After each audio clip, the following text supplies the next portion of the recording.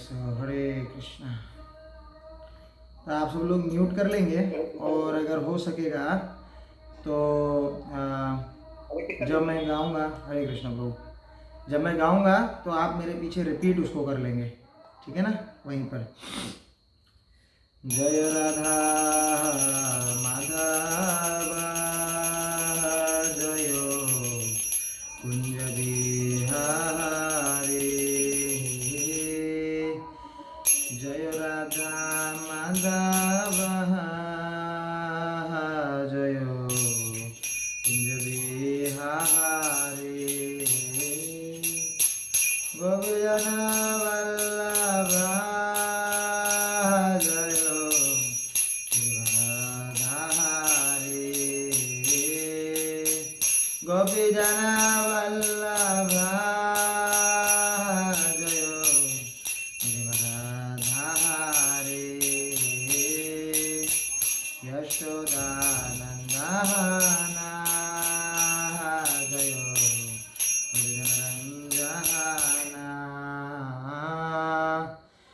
यशोदानंदन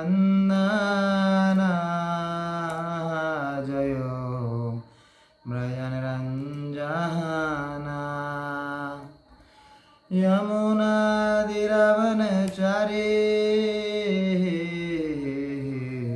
गुञ्जविहारी, जय राधा माधव जय कुंज बिहारी, जय राधा माधव जय कुंज बिहारी। दिखा आपको भी जय राधा माधव? जय राधा माधव जय कुंज बिहारी, जय राधा माधव जय कुंज बिहारी, जय गोपीजन वल्लभ जय गिरिवरधारी, गोपीजन वल्लभ जय गिरिवरधारी, जय यशोदा नंदन जय व्रजनरञ्जन, यशोदानंदन जय व्रजनरञ्जन, जय यमुनातीरवनचारी,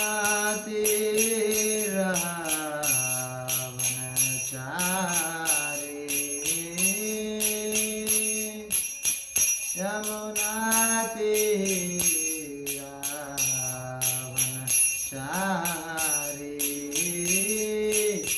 जय राधा माधव जय कुंज बिहारी,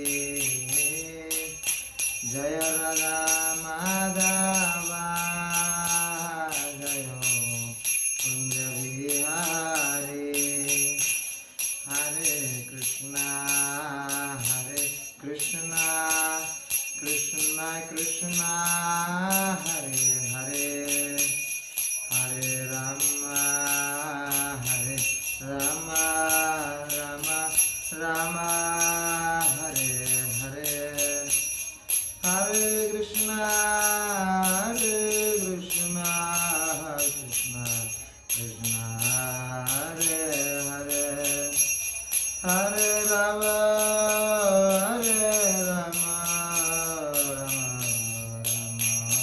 हरे हरे, हरे कृष्णा कृष्णा कृष्णा हरे हरे, हरे राम राम राम हरे हरे, श्री राम जय राम जय जय राम श्री राम जय जय राम श्री राम जय जय राम श्री राम जय जय राम श्री राम जय जय राम श्री राम जय जय राम श्री राम जय जय राम श्री राम जय जय राम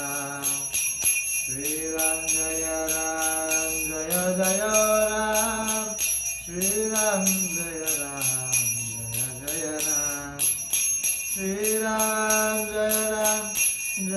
जय राम श्री राम जय जय राम श्री राम जय जय राम श्री राम जय जय राम श्री राम जय जय राम जानकी वल्लभ जय सिया राम श्री राम जय जय राम जानकी वल्लभ जय सिया राम श्री राम जय जय राम जानकी वल्लभ जय सिया राम हरे कृष्णा कृष्णा कृष्णा हरे हरे हरे राम राम राम हरे हरे हरे कृष्णा कृष्णा कृष्णा हरे हरे हरे राम राम राम हरे कृष्णा कृष्णा कृष्णा हरे हरे हरे राम राम राम हरे हरे हरे कृष्णा कृष्णा कृष्णा हरे हरे हरे राम राम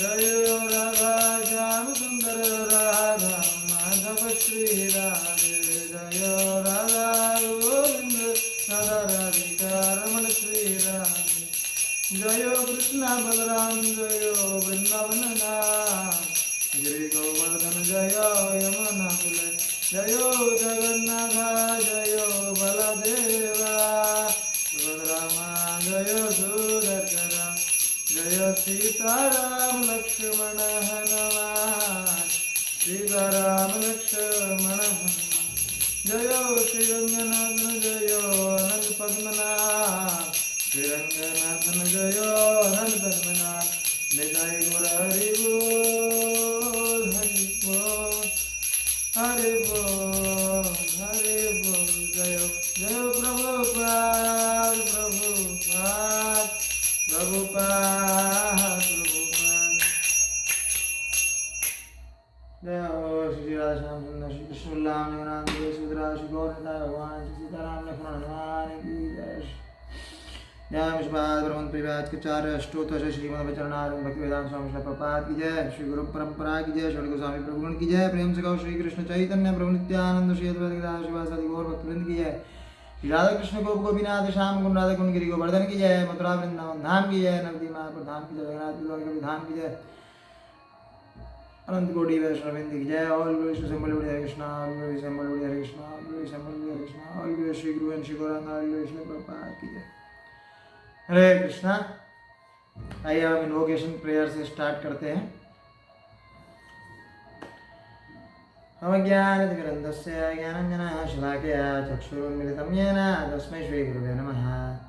श्रीचैतन्यमनोभीष्टं स्थापितं येन भूतले स्वयं रूपा गदामयं ददाति स्वपदान्तिकं वन्देऽहं श्रीगुरो श्रीयुतपतिकमलं श्रीगुरुन् वैष्णवांश्च श्रीरूपं साङ्ग्रयातं सैकलरघुनाथान्वितं तं सजीवं साधुवेदं सावधूतं परिजनसहितं कृष्णचैतन्यदेवं श्रीराधा कृष्णपादान् सैकन्वलिता श्रीविशाखान्वितांश्च हे कृष्णा करुणा सिन्धु दीनबन्धो जगत्पते गोपेश गोपिका कान्ता राधा कान्ता नमस्तते तप्तकाञ्चन गौराङ्गी राधे वृन्दावनेश्वरी ऋषभानुसुते देवी प्रणमामि हरिप्रिये वाञ्छाकल्पतरुभ्यश्च कृपासिन्धुभ्य एव च पतितनाम पावनेभ्यो वैष्णवेभ्यो नमो नमः। जय श्री कृष्ण चैतन्य प्रभु नित्यानंद श्री अद्वैत गदाधर शिवासादि गौरभक्तवृंद हरे कृष्णा कृष्ण कृष्ण हरे हरे हरे राम राम राम हरे नमः। विष्णुपादाय कृष्णपृष्ठाय भूतले श्रीमद्भक्तिवेदान्त स्वामिनिति नामिने नमस्ते सरस्वती देवे गौरवाणी प्रचारणे निर्विशेष शून्यवादी पाश्चात्य देशतारणे।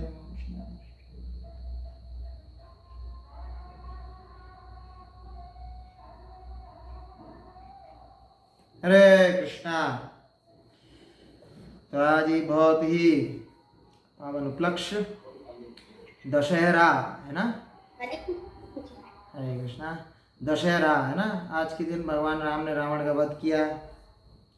और आज एक और बहुत ही महान आचार्य है, श्रील मध्वाचार्य का भी प्राकट्य दिवस है ना। तो उनके बारे में हम अभी चर्चा नहीं कर पाएंगे, मे बी नेक्स्ट दशहरा में हम लोग शायद करें चर्चा। तो 4 संप्रदाय के आचार्य हुए हैं। तो जो ब्रह्म संप्रदाय के आचार्य हैं जो कलयुग में, वो है मध्वाचार्य। और उसी तरीके से अलग अलग संप्रदाय हैं। श्री संप्रदाय के जो कलयुग में आचार्य हुए वो रामानुजाचार्य। कुमार संप्रदाय के जो हुए वो आपके निम्बार का आचार्य। और आपके रुद्र संप्रदाय के जो हुए हैं विष्णु स्वामी। तो 4 प्रमुख आचार्य हैं।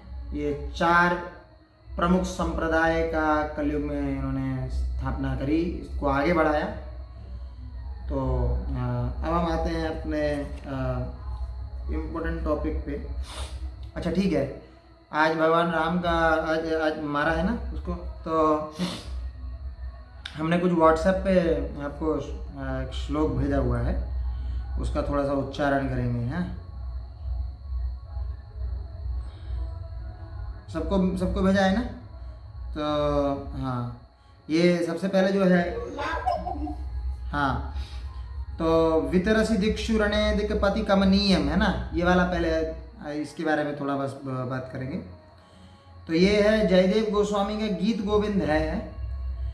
और गीत गोविंद का ये 7वां श्लोक है ना। तो आइए इसको हम पढ़ते हैं। वितरसी दिक्षुरणे दिक्पति कमनीयम दशमुख मौलि बलिम रमणीयम केशवधृता रघुपति रूपा जय जगदीश हरे जय जगदीश हरे जय जगदीश हरे।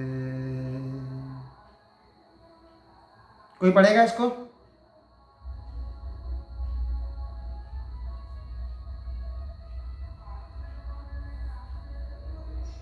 मेरे पास वो मैसेज नहीं आया। अरे आपको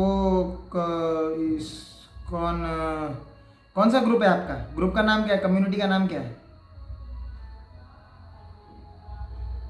सर मेरे फोन में एक ग्रुप है, पर मेरे पापा ने मुझे लिंक भेजी थी, तो उन्होंने मन से नहीं भेजा है। अच्छा, लिंक आपको भेजी थी। अच्छा, लिंक आपको भेजी थी। तो आप एक काम, तो आप अच्छा, तो यानी कि आपके ग्रुप में नहीं होगे किसी व्हाट्सएप के। तो आप एक काम करो, सुनो, मेरे को यहाँ पे अगर हो सकता है तो फिर मेरे को अपना व्हाट्सएप पे आप एक मैसेज भेज देना। सौम्या चंडेल आपका नाम है क्या? हाँ सर, मेरा नाम नहीं, तो मेरी मम्मी का नाम सौम्या चंडेल। अच्छा ठीक है, तो आप मेरे को व्हाट्सएप पे हरे कृष्णा कर देना, तो मैं आपको ऐड कर दूंगा। ठीक है, ठीक है। तो कोई और पढ़ेगा जिसके पास पहुंचा है?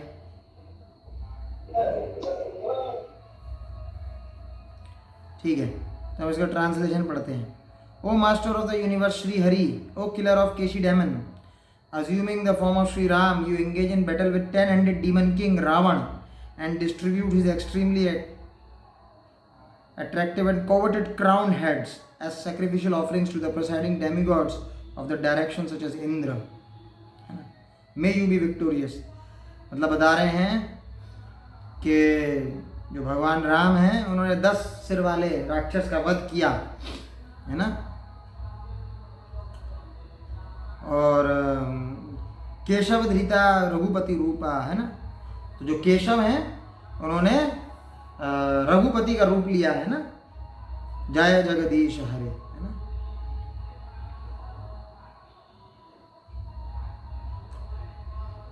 तो जय जगदीश मतलब I offer my respect to supreme personality of God, जय जगदीश, है ना, मास्टर ऑफ यूनिवर्स जगदीश।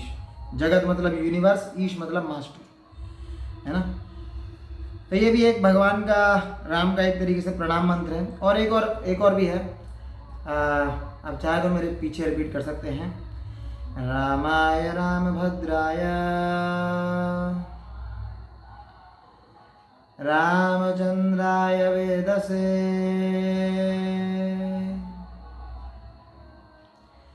रघुनाथाय नाथाय सीताय पतये नमः। ये भी एक है ना। और एक और श्लोक मैंने भेजा था भगवान राम का। ये बहुत फेमस श्लोक है रामायण से, रामायण के युद्ध कांड का 18 चैप्टर का 33 वर्ष है ये। सक्रदेव प्रपन्नो यस्तवायास्मिति च याचते अभयं सर्वदा तस्मै ददाम्येदमृतं मम, है ना। जब विभीषण है वो भगवान को सरेंडर करने के लिए आ रहे थे, तब उस समय ये भगवान राम ने श्लोक बोला कि ये मेरा व्रत है। सक्रदेव प्रपन्नो तवास्मृति यच्च याचते अभयं सर्वदा तस्मै ददाम्येदं व्रतं मम। एतम व्रतम बता रहे मेरा व्रत क्या है, भगवान बता रहे ये मेरा व्रत है। क्या है? इट इज माय वाव कि अगर कोई एक बार सीरियसली मेरी शरण में आ जाए और सिर्फ इतना बोले,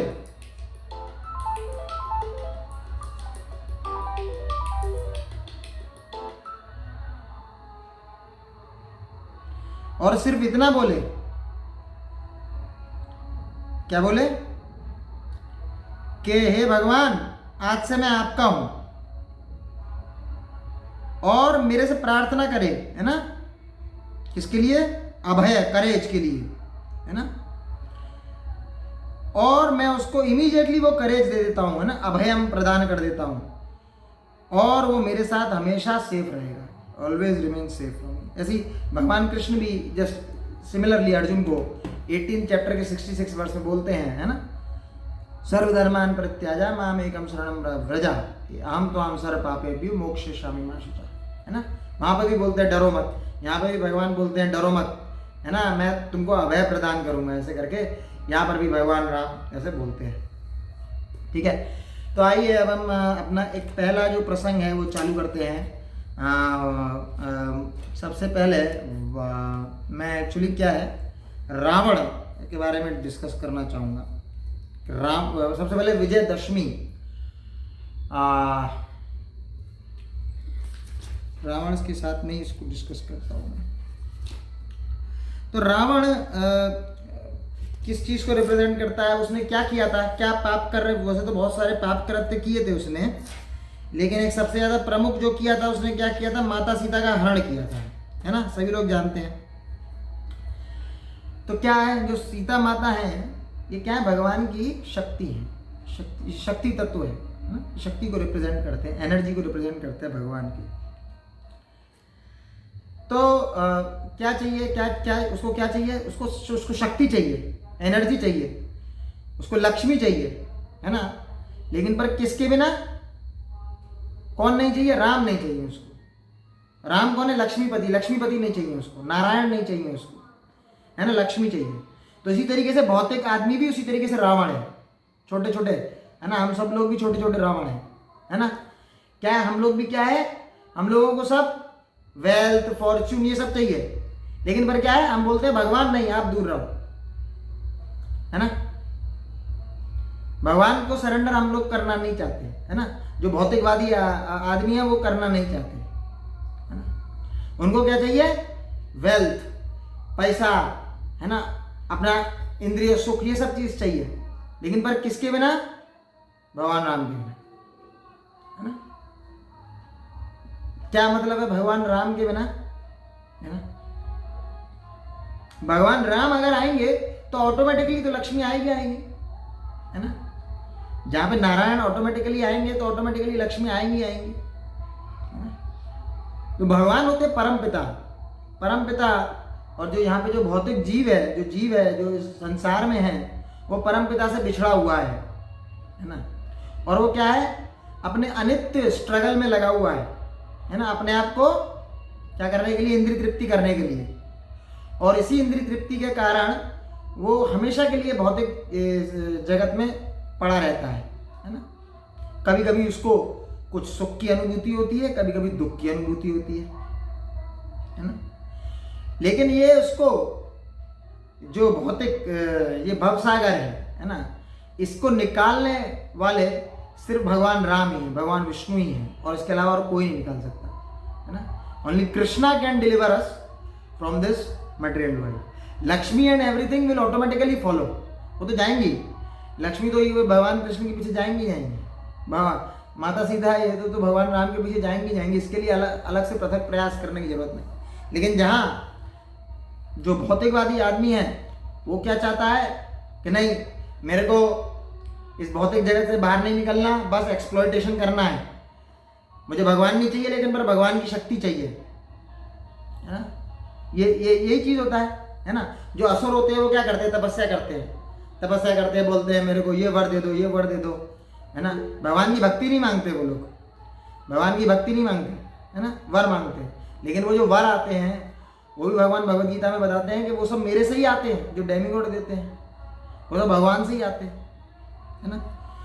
तो रावण है ना, ये लस्टी मतलब कामुक आदमी को रिप्रेजेंट करता है, हमारे अंदर के काम को रिप्रेजेंट करता है ना।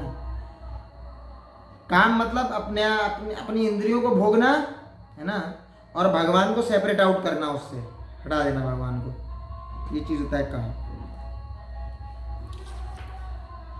तो रावण एक्चुअली क्या है, बहुत ही जितना भी आप सोचें गिरा हुआ आदमी हो, तो फिर आप एक बार रावण का कैरेक्टर देख लेंगे तो आपको पता चल जाएगा कि उससे गिरा नहीं हो सकता है कोई। तो रावण को अपने जीवन में 18 श्राप मिले, 18, इतना किसी को नहीं मिले हैं। उसको अपने जीवन में 18 श्राप मिले हैं। वो क्या श्राप है हम जस्ट थोड़ा सा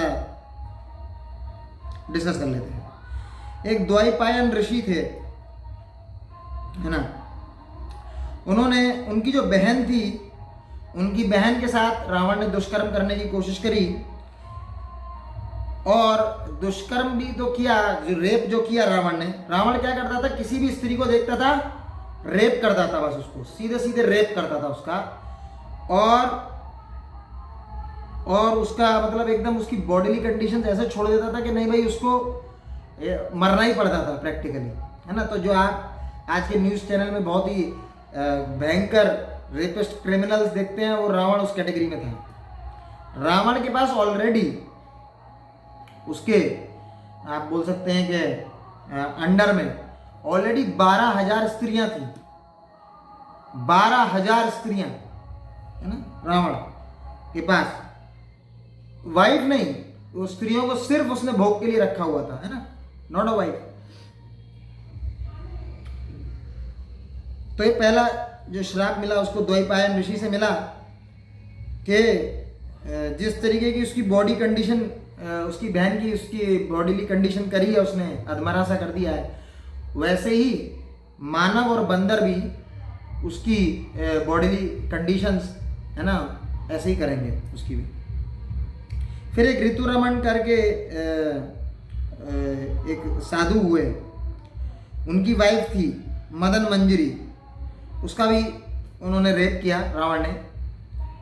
तो वहाँ से भी उसको श्राप मिला कि उसका पूरा सर्वनाश हो जाएगा, उसके पूरे परिवार का सर्वनाश हो जाएगा। ब्राह्मण की 10 कन्याएं थी, उन 10 कन्याओं का उसने तिरस्कार किया। तो वहाँ पर उसकी पत्नी ने उनको श्राप किया कि बंदर तुम्हारा तिरस्कार करेंगे। अच्छा, रावण एक बार यज्ञ कर रहा था अग्निदेव का, तो अग्निदेव अपनी पत्नी, अग्निदेव की पत्नी का नाम होता है स्वाहा, वो अपनी पत्नी के साथ आए वो यज्ञ में अपना भाग लेने के लिए। तो रावण ने क्या किया, जो अग्निदेव की पत्नी होती है स्वाहा, उसको ही किडनैप करने की कोशिश करी, है ना, और भाग के लेके जाना चाहा स्वाहा को। तो वहाँ भी अग्निदेव ने उसको और स्वाहा दोनों ने मिलकर उसको श्राप दिया कि तुम्हारा पत्नी के सामने, तुम्हारी पत्नी के सामने बंदर तुम्हारा शरीर का अपमान करेंगे और तुम्हारे शरीर पे कूदेंगे। बृहस्पति, पांचवा श्राप है ना, 4 होगा, ठीक है ना। आपको वैसे श्राप का डिटेल जानने की जरूरत नहीं है, लेकिन जस्ट मैं बता रहा हूँ कि कितना वो पर्सन ऐसा है।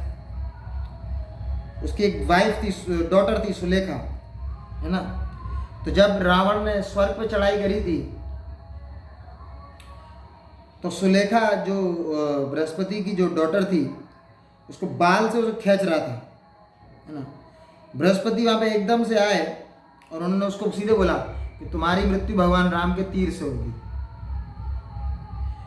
अनुसुईया, है ना, जो कि आप बोल सकते हैं कि जो सबसे ज्यादा चेस्ट नारी, चेस्ट मतलब पतिव्रता नारी यो में से भी, है ना, सर्वश्रेष्ठ महामुनि अत्रि मुनि की वाइफ थी वो, है ना। रावण ने उनको भी उनके बाल से उनको ड्रैग खींचने की कोशिश करी। तो अनुसुईया, माता अनुसुईया ने अपने आप को अपने तपोबल से छुड़ा लिया, लेकिन पर उसको श्राप दिया कि जो बंदर भी होंगे वो बंदर उसका मृतक शरीर उसका खींचेंगे। ब्रह्मा जी की एक डॉटर थी पुंजिका देव। रावण ने उसकी निंदा करी, ब्रह्मा जी ने उसको कर्ष किया कि अगर तुमने किसी भी स्त्री के साथ फोर्सफुली यूनियन करने की कोशिश करी तो तुम्हारा जो सर है उसके ब्लास्ट हो जाएगा, तुम्हारा सर। रंभा, ये अगर देखा जाए तो उसकी एक तरीके से पुत्रवधू थी, है ना, पुत्रवधू, आप बोल सकते हो डॉटर इन लॉ टाइप की थी रंभा। रावण ने उसका भी रेप किया, ठीक है ना, दुष्कर्म किया। तो फिर उसने भी उसको श्राप दिया कि अगर वो कैसा किसी और आगे स्त्री के साथ करेगा तो उसका सर्वनाश होगा। फिर एक वेदवती, वो तपस्या कर रही थी भगवान श्री हरि को अपना पति रूप में पाने के लिए। ये आए पुष्पक विमान में और सीधे उसके बाल पकड़ लिए, बाल पकड़ के उसको खींचने लगे। वेदवती ने अपने हाथ से बाल काट दिए और वेदवती ने बोला कि अब मेरा शरीर तुम्हारे जैसे दूषित आदमी ने छू लिया है, तो ये दूषित हो गया है, तो अब इसको मेरे को अग्निदाह करना पड़ेगा इसको, लेकिन पर मैं तुम्हारी मृत्यु का कारण बनूंगी।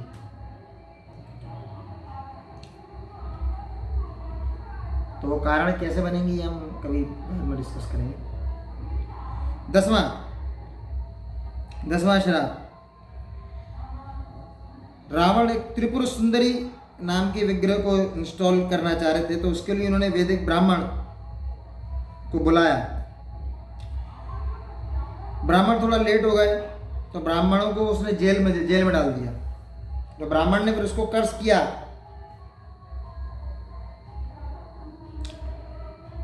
कि उसको भी, है ना, मनुष्य जेल में डालेगा।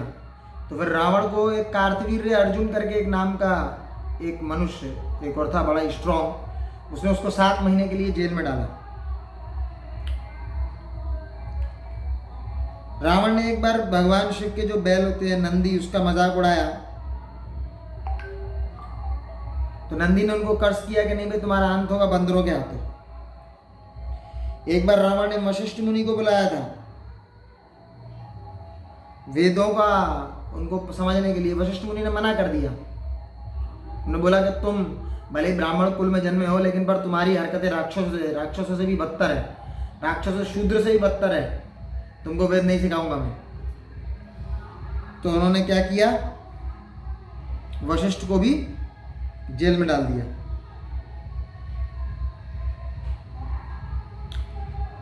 फिर एक राजा थे कुवलाश्व, उन्होंने वशिष्ठ को वहां से निकाला। फिर वशिष्ठ ने पर उनको श्राप दिया कि रावण और उसका परिवार सूर्यवंशी के कोई राजा होंगे जो उसको मारेंगे।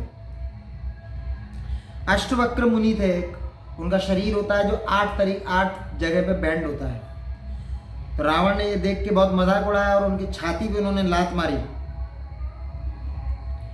तो अष्टवक्र मुनि ने भी उनको श्राप दिया कि तुम्हारे सारे मृतक शरीर, तुम्हारे शरीर पे बंदर कूद कूद के तुमको लात मारेंगे। दत्तात्रेय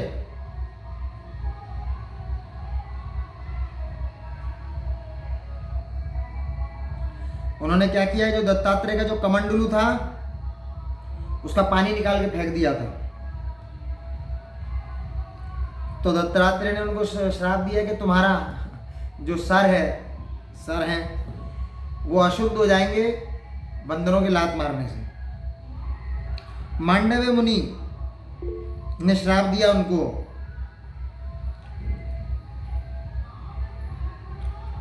उन्होंने रावण ने उसको बहुत ही अमर्यादित तरीके से उनसे बात करी। तो मांडव्य मुनि ने श्राप दिया कि तुम्हारे जीवन में बंदर जो होंगे वो सबसे बड़ा तुम्हारे उसमें कारण बनेंगे। तो वो आप सुंदरकांड है तो समझ जाइए, वो हनुमान जी जब आए थे तो बड़ी ही उनकी परेशानी का कारण बने, तो पूरा उनका राज्य पूरा जला दिया था। एक बार नारद मुनि को वो बोले कि मेरे को ओम सिखाओ। नारद मुनि ने मना कर दिया। तो रावण ने बोला मैं तुम्हारा गला काट देता हूँ। तो नारद मुनि का गला वो क्या काटेगा, वो तो नारद मुनि का जो बॉडी है वो पूरा स्पिरिचुअल है। तो उसने बोला कि नहीं भाई, तुम्हारे जो 10 सर हैं वो 10 सर कोई मनुष्य ही काटेगा। फिर से एक बार नारद मुनि को बोला कि नहीं भाई मुझे मंत्र सिखाओ। नारद मुनि ने फिर से मना किया, नहीं सिखाऊंगा। ना अपना चंद्रहास खड़ग लिया जो भगवान शिव ने उसको दिया था और नारद मुनि की तरफ फेंक दिया। और नारद मुनि की तरफ फेंका तो चंद्रहास खड़ग गायब हो गया। नारद मुनि को कुछ हुआ ही नहीं, क्योंकि नारद मुनि का बॉडी स्पिरिचुअल है।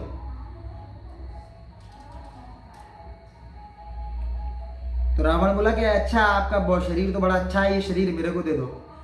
तो नारद मुनि बोला कि तुमको ये मिल नहीं सकता।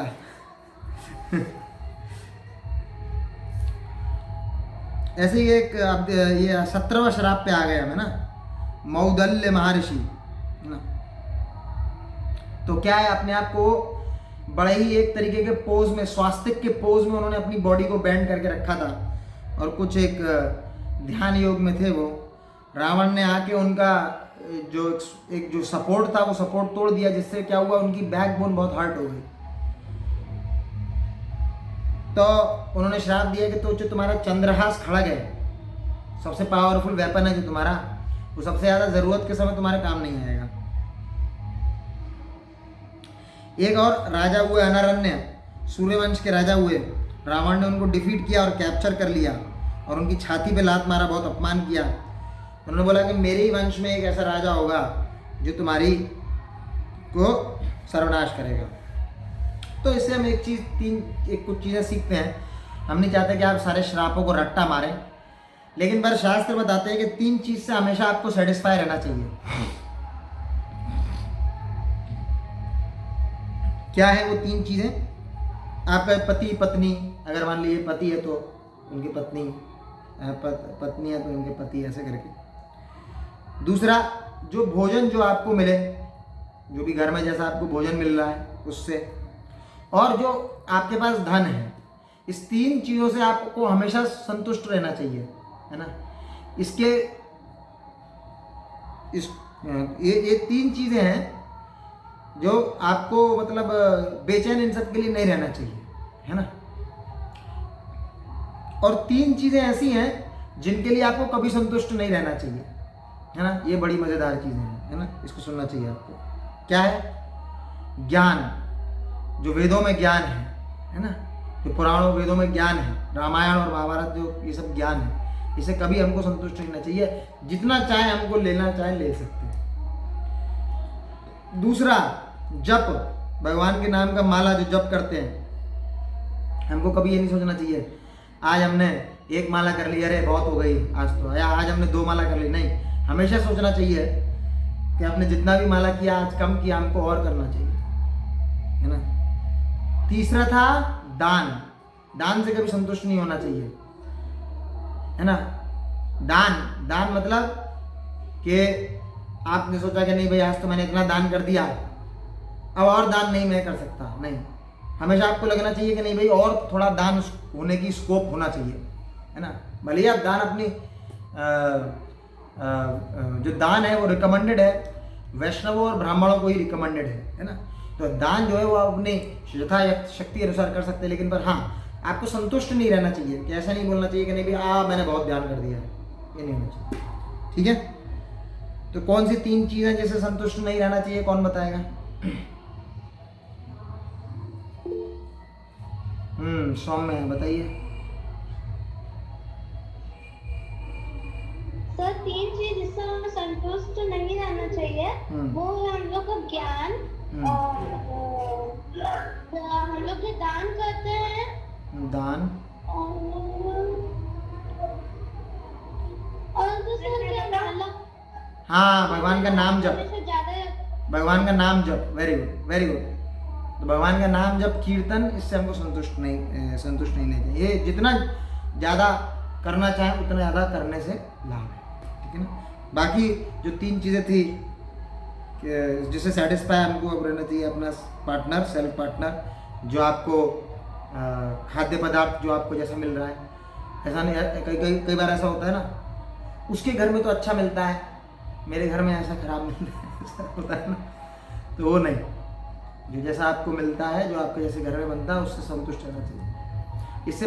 इससे सबसे बड़ी बात है कि आप बाहर के खाने पे कम डिपेंडेंट रहेंगे और कम रोगी, जो रोग आने की आपको चांसेस भी कम होंगे, ठीक है। अब मैं बोलता हूँ दशमी का क्या सिग्निफिकेंस है, ठीक है। दशमी का देखो, दशमी एक्चुअली किसकी तिथि होती है? असुरों की तिथि होती है ना। तो असुर क्या है, कभी भी दशमी में मारा नहीं जाता है, उसको दशमी में मारा ही नहीं जा सकता है, क्योंकि उसकी जो ताकत होती है, असुर की, जो राक्षस की जो ताकत होती है, वो दशमी में लगभग क्या होती है, बहुत गुना बढ़ जाती है। मतलब जितनी वो चाहे, अगर एक सिद्ध प्रकार का राक्षस है तो वो बहुत ज़्यादा बढ़ा सकता है ना। तो इसलिए आप देखेंगे जितने भी असुर कोई ना कोई मारे गए, है ना, दशमी में किसी को नहीं मारा भगवान ने, लेकिन पर भगवान मार सकते हैं, क्योंकि असुर की भी जो शक्ति का स्रोत है वो तो भगवान ही है ना। कितनी भी ताकत हो जाएगी, भगवान से ज़्यादा तो नहीं हो जाएगी, है ना। तो भगवान मार सकते हैं। तो ये जो भगवान है, राम है, विजयदशमी, इसलिए इसको विजय तो ठीक है, विजय उत्सव तो है, लेकिन पर दशमी का सिग्निफिकेंस ये है कि दशमी में मारा है उसको, है ना। दशमी मतलब उसका जब सबसे ज़्यादा उसका ताकत तब उसको मारा है भगवान ने उसको, है ना। और इसका एक और सिग्निफिकेंस ये भी था कि भगवान हो सकता था शायद उसको एक दिन डिले में मार देते, क्या दिक्कत होती? डिले में मार देते तो दिक्कत ये होती कि जब हनुमान जी आए थे माता सीता के पास, एग्जैक्टली जिस दिन हनुमान जी माता सीता को मिले थे, और उस दिन से लेकर जिस दिन रावण मरा था, वो उनका बीच का जो टाइम था वो 30 डेज था।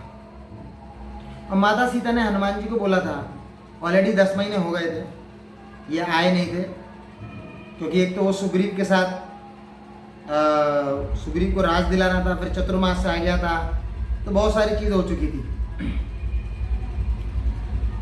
तो फिर क्या हुआ कि ये जब ये हनुमान जी पहुँचे तो माता सीता ने उनको बोला था कि मेरे को सिर्फ क्या बोलते हैं कि 30 दिन का मैं समय दे रही हूँ, वो 30 दिन में अगर आप नहीं आए तो मैं आत्महत्या कर लूँगी। 30 दिन में रावण को, तो वो 30वां दिन था, तो इसलिए भगवान राम को मारना उसको जरूरी पड़ गया था 30वें दिन। तो भगवान है वो तो कभी भी मार सकते हैं, ऐसा कुछ दिक्कत नहीं। तो जो विजयदशमी का जो सिग्निफिकेंस है वो ये है, ठीक है। तो अभी हम आते हैं थोड़ा सा वाली का सिग्निफिकेंस है कि वाली को भगवान ने कैसे क्यों मारा। अभी हम लोग खीरचोर गोपीनाथ की यात्रा पे गए थे, तो हमने जस्ट उस पर इंसिडेंस डिस्कस किया था कि भगवान राम ने क्या हुआ था, वाली लगभग पूरा इंसिडेंस डिस्कस कर दिया था, जस्ट उसको मैं शॉर्ट में बताता हूँ, बहुत सारे लोग नहीं होंगे उसमें। तो वाली आप जानते हैं कि उसने सुग्रीव का जो सुग्रीव वो तो वाली का ही राज्य था, लेकिन वाली ने एक दुंदुभी नाम का एक दैत्य था, एक वो वाली को ललकार रहा था और वाली से उसका युद्ध हुआ। और ये युद्ध होने के बाद वो किसी गुफा में जाके चले गए जहाँ पे वो युद्ध कर रहे थे, और गुफा से बहुत समय हो गया, कोई निकल नहीं रहा था। तो सुग्रीव ने वो क्या है, गुफा का मुख ढक दिया, और जब देखा तो वहाँ से एक रक्त की धारा निकल रही थी। तो सुग्रीव को ऐसा लगा कि शायद वाली को मार दिया उस राक्षस ने। तो सुग्रीव ने फिर क्योंकि ताकि राक्षस वो बाहर ना निकले, तो इसलिए उसका मुख ढक दिया गुफा का। और सुग्रीव ने फिर राज्य को स्वीकार कर लिया, क्योंकि कोई ना कोई तो राज्य चलाना चाहिए। लेकिन वाली कुछ समय बाद बाहर आ गए। जब वाली बाहर आए तो उन्होंने सुग्रीव को बाहर निकाल दिया, और सुग्रीव की पूरे एकदम जान के पीछे पड़ गए। उनका जो किंगडम था उसको तो हड़प किया ही किया। सुग्रीव जो क्षमा मांग रहे थे, क्षमा भी नहीं किया। उनकी वाइफ को भी हड़प कर लिया, है ना। जो उनकी वाइफ थी रोमा, सुग्रीव की पत्नी थी, उसको भी उन्होंने हर लिया। और सुग्रीव ऋषिमुख पर्वत के पास पे जाके रहते थे, क्योंकि मतंग मुनि का जो पंपा सरोवर में एक आश्रम था, वहाँ पे क्या था कि एक बार एक जो बैल था उसको फेंक दिया था वाली ने, है ना।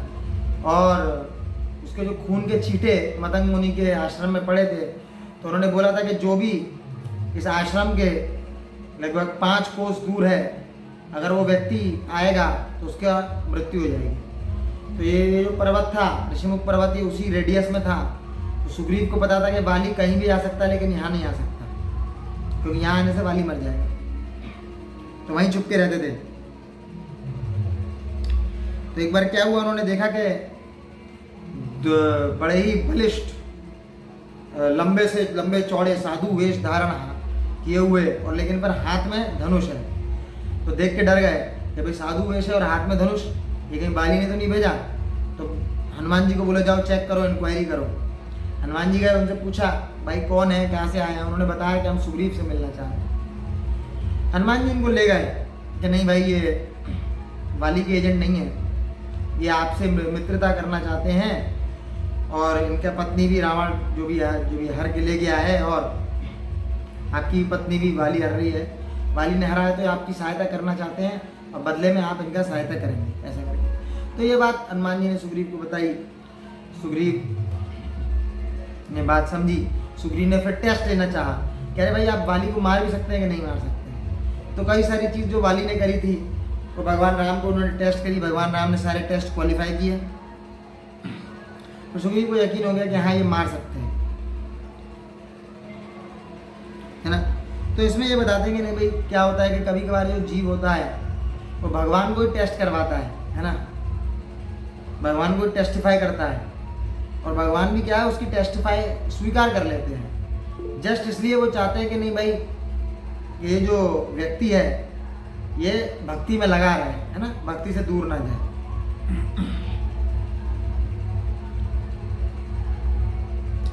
उसी तरीके से, है ना, जैसे अर्जुन थे, जब अर्जुन भी ब्रह्म में आ गए थे गीता में, तो भगवान कृष्ण ने भी 1 घंटा पूरा अर्जुन को दिया, उनको समय दिया, है ना, उनके सारे डाउट्स को क्लियर किया, है ना।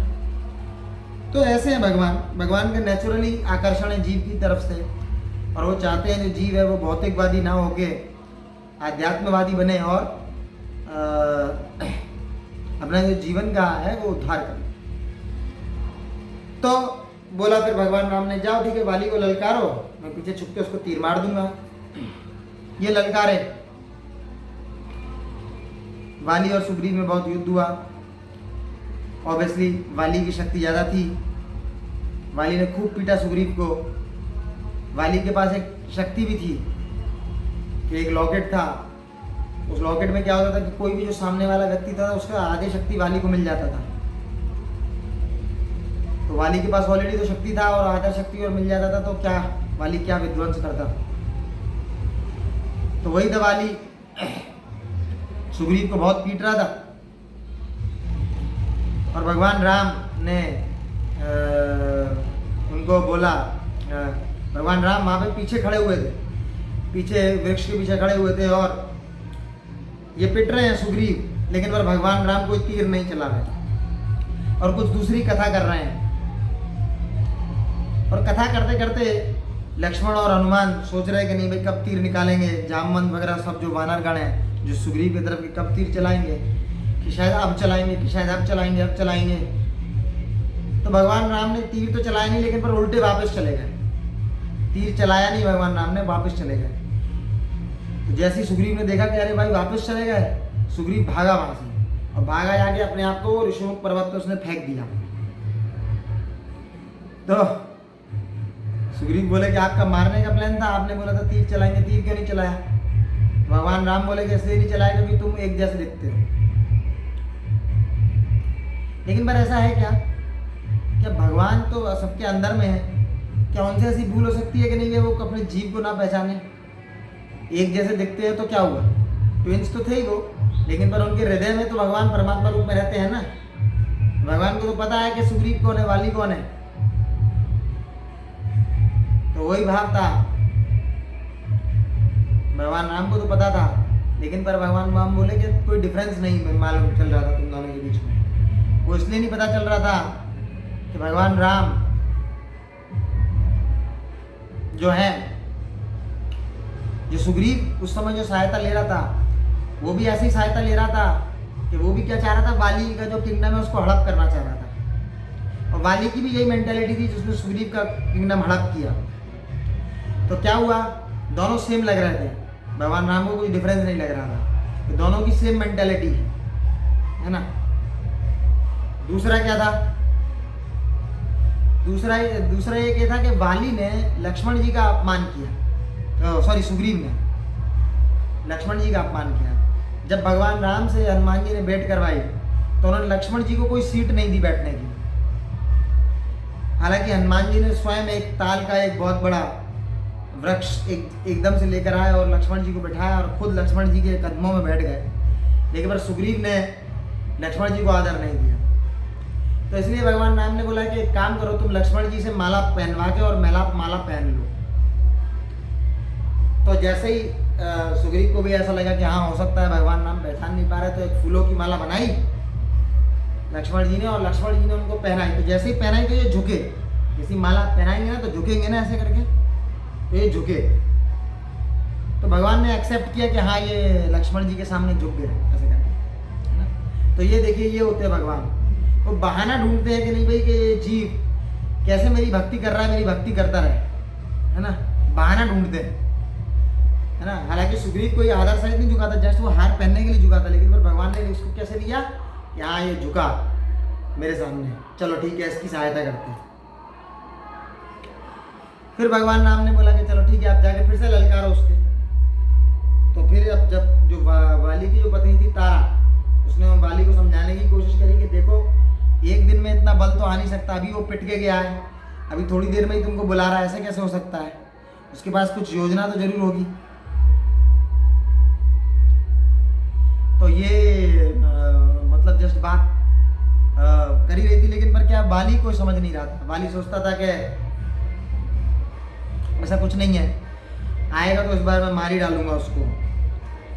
तारा ने यहाँ तक कि ये तक बताया कि राम और लक्ष्मण उन्होंने सुना है कि वो सुग्रीव का साथ दे रहे हैं। तो ये वाली बोला कि नहीं भाई उनकी हमसे क्या दुश्मनी है, अगर वो किसी का भी साथ दे उनकी हमसे क्या दुश्मनी है, हमसे कोई दुश्मनी नहीं है, तो हमको वो तीर नहीं चलेंगे। तो फिर वही था, वो लड़ने के लिए फिर से ललकारे, वाली आएगा उनके सामने और खूब पीटा वाली ने उनको। सबसे पहला तो काम ये किया कि वो जो माला जो पहनी थी वो माला ही उतार के फेंक दी वाली ने, एक घूसा मारा और माला दूर जाके गिरी। तो सुग्रीव तो पूरा डर गए कि अरे भाई अब तो बच नहीं पाऊंगा, क्योंकि माला जो एक डिस्टिंक्टिव फीचर था वाली और उसमें जो भगवान राम बोले वो भी अब जा चुका था। और वाली बहुत पीटा सुग्रीव को, और फाइनल वो एक अपना एक लास्ट मूव होता है वाली का, वो अपना प्रयोग करना चाह रहा था। उसमें क्या करता है कि पैर से पकड़ के वो उठा के चट्टान पर फेंक देता है घुमा के पूरी शक्ति से। तो सुग्रीव को यहाँ तक उसने उठा ही लिया था पूरा का पूरा, और फेंकने ही वाला था, फेंकने ही वाला था तो एकदम से वो एकदम हिलने लगा, वाली हिलने लगा और सुग्रीव को फेंकने की बजाय एकदम साइड में उसने उतार दिया, और उतार दिया तो वाली एकदम हिलने लगा पूरा एकदम। और वाली ने देखा कि उसके हृदय में एक तीर है, वो अंदर घुसता जा रहा है, घुसता जा रहा है, घुसता जा रहा है। और वाली उसको निकालने की कोशिश करे तीर को, तो तीर को देखता है कि उसमें उस पर नाम लिखा हुआ है राम, है ना। पहले समय में क्षत्रिय जो होते थे वो क्या अपने तीर के जो तरकश होते थे उस पर नाम लिख देते थे। तो जैसे ही भगवान राम ने देखा, वाली ने देखा कि ये तीर पे लिखा है राम का नाम, और यहाँ तक कि राम का नाम तो लिखा है तो चल सही है, लेकिन ये जो एरो है, वो एरो इंद्र का दिया हुआ है। इंद्र वाली के पिता है ना। जिस तरीके से अरुण जो है वो आपके सुग्रीव के पिता है, उस तरीके से इंद्र जो है वो वाली के पिता है। तो ये आश्चर्यचकित हो गया कि भाई ऐसा क्या कि मेरे पिता क्यों मुझे मारना चाह रहे हैं, और ये राम जी का तीर देख के एकदम उसका दिमाग ही हिल गया। तो ये क्या करता है, ये सीधे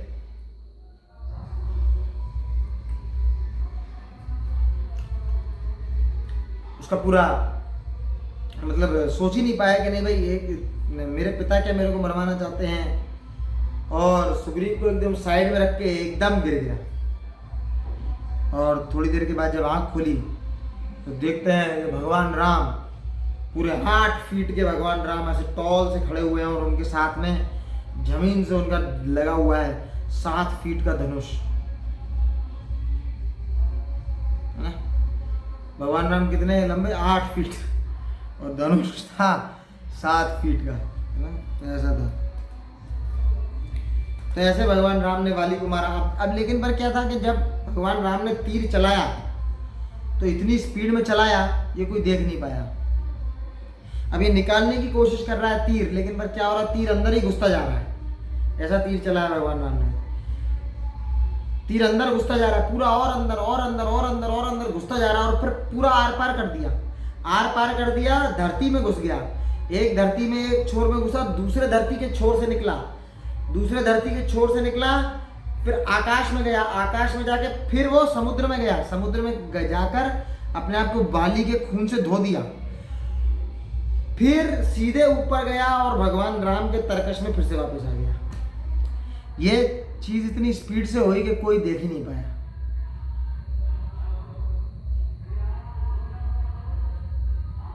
तो ऐसे करके फिर वाली पूरे एकदम पीसफुल हो गए, वो समझ गए कि अब तो मेरा अंत है ना। ये पहला इंसिडेंट से बताते हैं कि जनरली क्या है, भगवान राम का या फिर भगवान कृष्ण का जो नाम है वो क्या कर्णों के माध्यम से अंदर जाता है और फिर वो हृदय की सफाई करता है। लेकिन पर यहाँ पर क्या हुआ, भगवान राम का नाम है डायरेक्टली हृदय में एंटर किया, है ना, डायरेक्टली, कोई कर्णों से नहीं गया। कर्णों से जाने का मतलब क्या है, जो हम जप यज्ञ करते हैं, जप यज्ञ आदि ये सब करते हैं, तो हम लोग हरि कथा सुनते हैं, तो भगवान हरि कथा के थ्रू अंदर जाते हैं हमारे हृदय में और हमारे हृदय का चित्त का साफ सफाई करते हैं।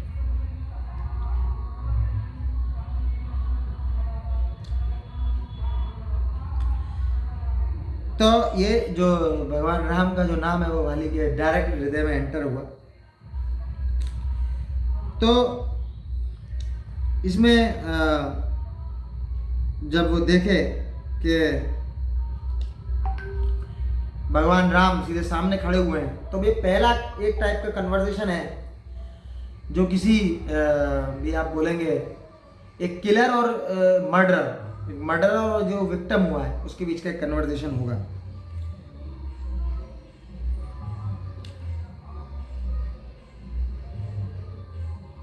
तो अब क्या क्वेश्चन वाली पूछते हैं और क्या कन्वर्सेशन है उसको हम थोड़ा शॉर्ट में डिस्कस करेंगे। तो वाली बोलते हैं कि भाई मैंने देखा है, मैंने सुना है कि चांद में दाग होता है, लेकिन पर आज मैंने देखा सूर्य में भी दाग है। तो इसलिए बोलते हैं क्योंकि सूर्यवंश की राजा है भगवान राम, और जो फॉरेस्ट पोर्शन है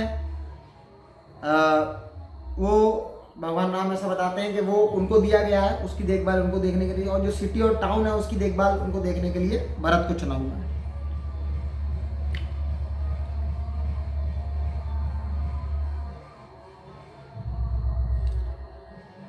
दूसरा वो आर्ग्यूमेंट बोलते हैं कि भाई मेरे को विश्वास नहीं होता कि आप धर्मात्मा भरत के भाई हो।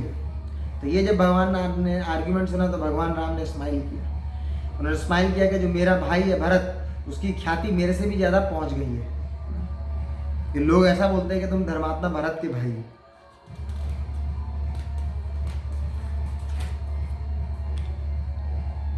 फिर बोलते हैं कि तुम्हारे फादर ने अपनी जिंदगी अपने सच्चे वचन को रखने के लिए खराब कर ली, लेकिन पर तुमने तो सत्य के प्रिंसिपल को ही कॉम्प्रोमाइज कर दिया, ऐसा बोल रहे हैं। और बोलते तुम एक दो धाए तलवार के जैसे हो,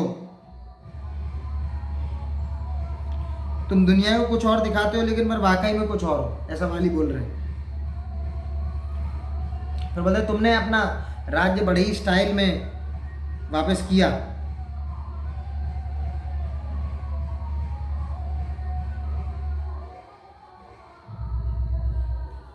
वो बोलते हैं कि आप वाली बोलते हैं कि आप सबको एडवाइस देते हो लेकिन पर आप खुद एडवाइस फॉलो नहीं करते।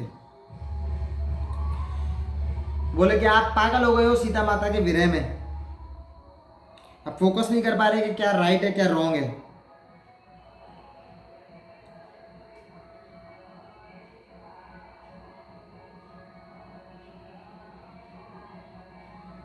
तो फिर उसके बाद बोले कि और उसकी वजह से फिर आप सो नहीं पाए हो, है ना, इसकी वजह से आपका जो दिमाग है वो ठीक नहीं है, ऐसा वाली बोलता है।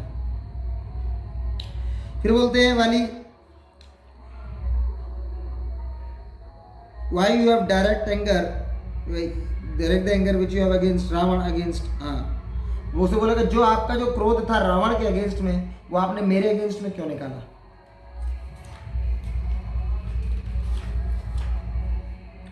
बोले कि मैं तो आपका एनिमी नहीं हूँ, सुग्रीव और मैं तो दोनों ही स्ट्रेंजर हैं आपके लिए, तो आपने सुग्रीव को क्यों चुना उसकी हेल्प करने के लिए।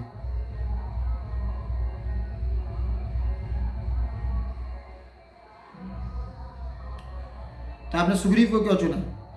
फिर बोले कि आप इस ब्रह्मांड के रहस्य हो, लेकिन आपके हृदय में बहुत ही ज्यादा डर्टी सीक्रेट्स हैं। तो ब्रह्मांड के रहस्य जब वाली ने ऐसा बोला तो आचार्य इसमें बताते हैं कि भाई वाली जानता है कि ये राम जो राम है ये पूर्ण पुरुषोत्तम भगवान है, ये भगवान है, ये स्वयं भगवान है।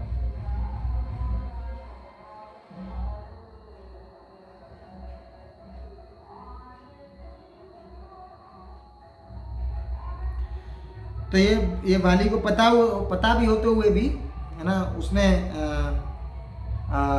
धर्म अनुसार वो चला नहीं, है ना। फिर वाली बोलता है कि आप इतने सुंदर हैं, कमल नयन हैं, इतने सॉफ्ट हैं कि आपकी कोई पेंटिंग एज इट इज नहीं बना सकता, लेकिन आपका हृदय अंदर से बहुत ही काला है।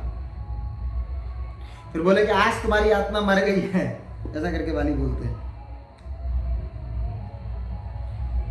फिर वाली बोलते हैं कि दुनिया क्या कहेगी कि पागल हाथी नाम का राम नाम का हाथी था, उसने वाली जैसे एक सॉफ्ट से वृक्ष को उखाड़ फेंक दिया।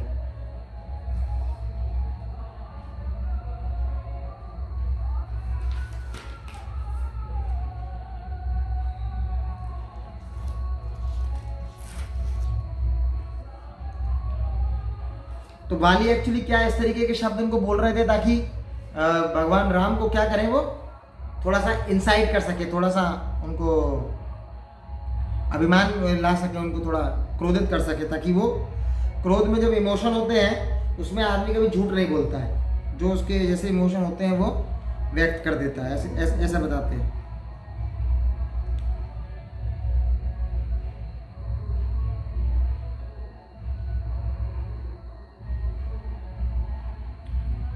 फिर इसके बाद अब भगवान राम आंसर देना चालू करते हैं। तो बोलते हैं कि तुम एक इल मैनर और चाइल्डिश पर्सन हो, तुमने जो वेदास की जो गहनतम शिक्षाएं हैं, धर्म अर्थ काम मोक्ष।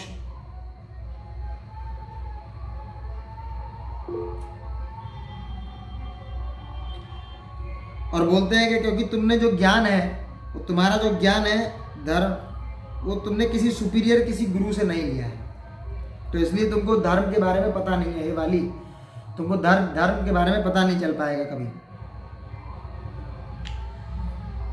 तो इसी तरीके से फिर वो बोले उसको कि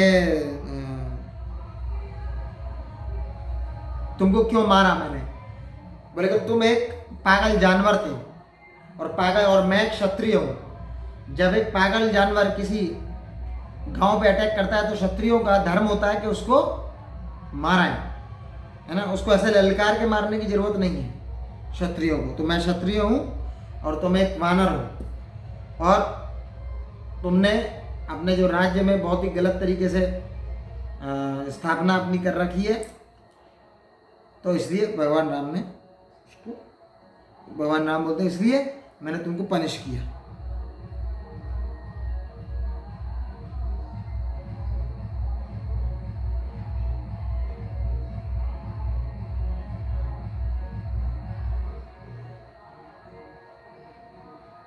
फिर उसके बाद एक और बहुत ही एक वो बोलते हैं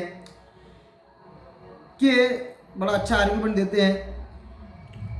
अब ये जब ये वाली बात उनको बोल दी कि तुमको किसी चीज़ का ज्ञान नहीं, धर्म अर्थ काम मोक्ष किसी का ज्ञान नहीं, तो वाली को गुस्सा आता है, वो एकदम रैपिड फायर में भगवान राम को बोलता है, तुम क्या जानते हो धर्म के बारे में?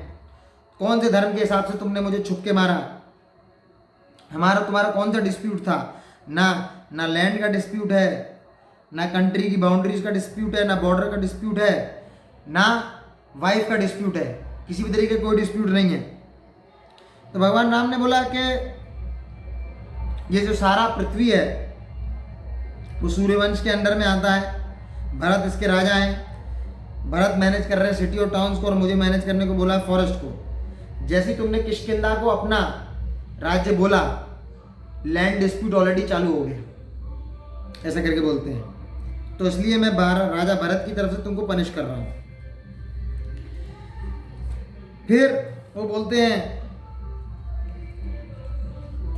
वाली को रियलाइज होता है कि बोले कि पनिश ही अगर करना था तो ऐसे क्यों किया, आमने सामने पूरा बात करके करते। तो बोले कि एक्चुअली क्या है, कभी जो राजा में अगर कोई सिटीजन होता है वो गलत कार्य करता है तो राजा को सिटीजन के सामने मुंह पर आके उसको बताने की जरूरत नहीं है, वो जो रिक्वायर्ड पर्सन है उससे उसको पनिशमेंट दिलवा सकता है।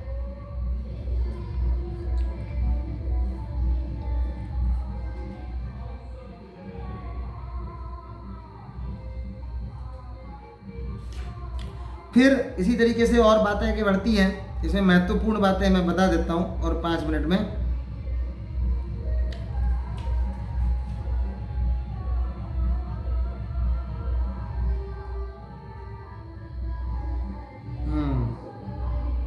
हाँ, उन्होंने फिर भगवान राम ने बोला तुमने 2 धर्म तोड़े हैं, एक राजधर्म और एक कुल धर्म। राजधर्म क्या होता है? जब तुम्हारा भाई तुम्हारी शरण में आया तो किसी भी शरणार्थी को शरण देना राजा का कर्तव्य है, तुमने उसको शरण नहीं दी, तो इसलिए राजधर्म तोड़ा। दूसरा कुल धर्म क्या तोड़ा? तुमने अपने ही भाई की पत्नी को किडनैप किया, तो इसीलिए तुमको क्या है, मृत्यु दंड दिया जाता है। इसी अब हालांकि बाली काफी कुछ बोल रहा था भगवान राम को, लेकिन पर क्या था कि जो लक्ष्मण और हनुमान जी को बड़ा क्रोध आ रहा था, वो सोच रहे थे मार दे उसको, पर उनको लगा कि ऑलरेडी तो मरने वाला है थोड़ी देर में, क्या मारेंगे उसको।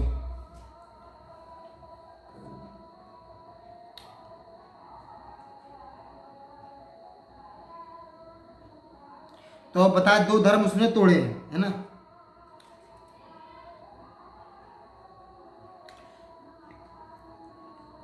अगर भगवान राम, है ना, वाली को मान लीजिए क्षमा कर देते, है ना, तो वाली ने भी क्या है, सुग्रीव की पत्नी को हरण किया था, तो फिर ये लॉजिक के हिसाब से उनको रावण को भी क्षमा कराना पड़ता, रावण को भी भगवान राम को क्षमा करना पड़ता है ना। तो इसलिए वाली को मारना ही मारना था, है ना।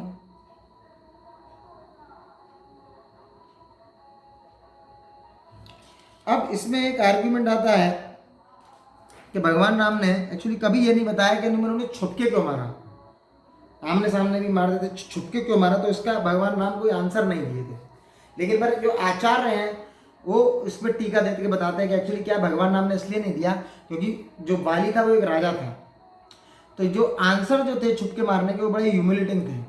तो भगवान राम, इवन वो बाली उनको एनिमी समझता हो, लेकिन पर भगवान राम सबको निज जन समझते हैं, है ना। वो नहीं चाहते कि वो राजा की उम्र पोजीशन पे बैठा है तो राजा का अपमान हो। तो लेकिन पर आचार्य हमको बताते हैं पहला रीजन था कि क्यों छुप के मारा। पहला था कि वो इंद्र के जो आशीर्वाद था, वचन था, उसका मान रख रहे थे। तो इंद्र ने उसको बोला था कि आप जिसका भी साथ में लड़ोगे, सामने अगर आपके पास लॉकेट होगा तो ये आदिशक्ति उसके सामने आ जाएगी। तो आप सोचिए, मान के चलिए कि भगवान राम पूरे ब्रह्मांड की एनर्जी का सोर्स हैं। भगवान राम अगर आगे आ गए और थोड़ा सा भी अगर वो 1% भी अगर एनर्जी वाली में गया तो वाली तो फट जाएगा, है ना। जैसे आपके पास आपने देखा होगा कि पावर बैंक होता है। अभी मान लीजिए पावर बैंक आप क्या है, छोटे से सॉकेट में लगा के उसको चार्ज करते हैं,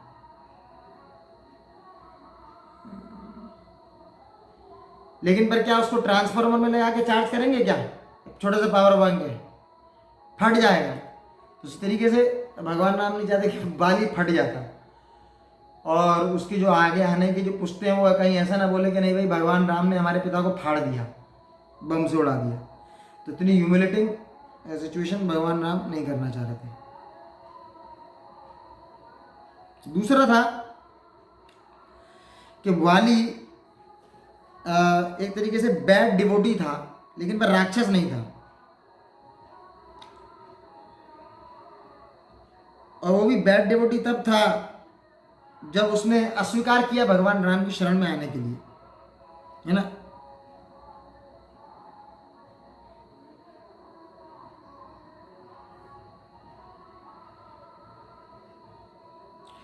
तो बाली ने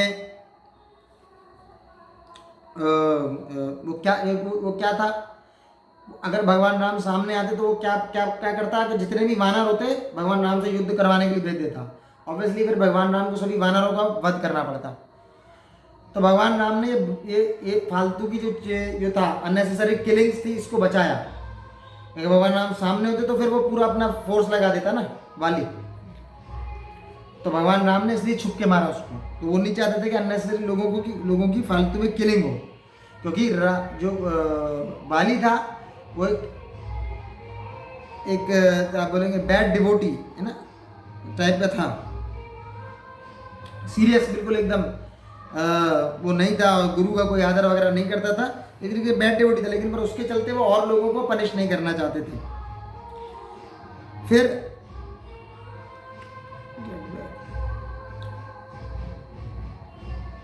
दूसरा था कि भगवान राम ने प्रॉमिस किया था, तीसरा था कि वो रोमा को वापस करेंगे सुग्रीव को। अगर भगवान राम सामने आए थे तो वाली निश्चित ही रोमा को कहीं छुपा देता, तो इसलिए भगवान राम उसको छुप के मारे। चौथा रीजन था कि रावण लंका में जो था क्या था, खराब आदमी था, लेकिन उसके साथ जो वहां पे जो हजारों राक्षस भी थे वो भी खराब लोग थे। लेकिन वह जो किष्किंधा थी उसमें सिर्फ जो वाली ही खराब था, जो लीडर था वही खराब था। लेकिन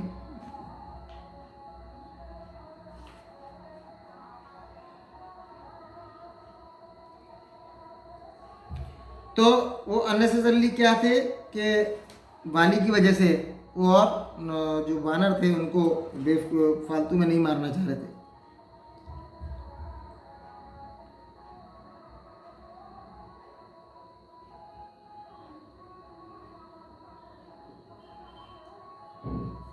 दूसरा ये था कि एक धर्म था कि बाली मान लीजिए अगर हो सके भगवान राम को देख के उनके शरण में आ जाए तो उसको पनिशमेंट नहीं दिया जा सकता था। तो भगवान राम नहीं चाहते थे कि एक्चुअली क्या उन्होंने पाप इसलिए इतना ज़्यादा कर दिया था कि अब इसको भगवान राम इसको स्वीकृत करने के लिए बिल्कुल भी वो नहीं थे।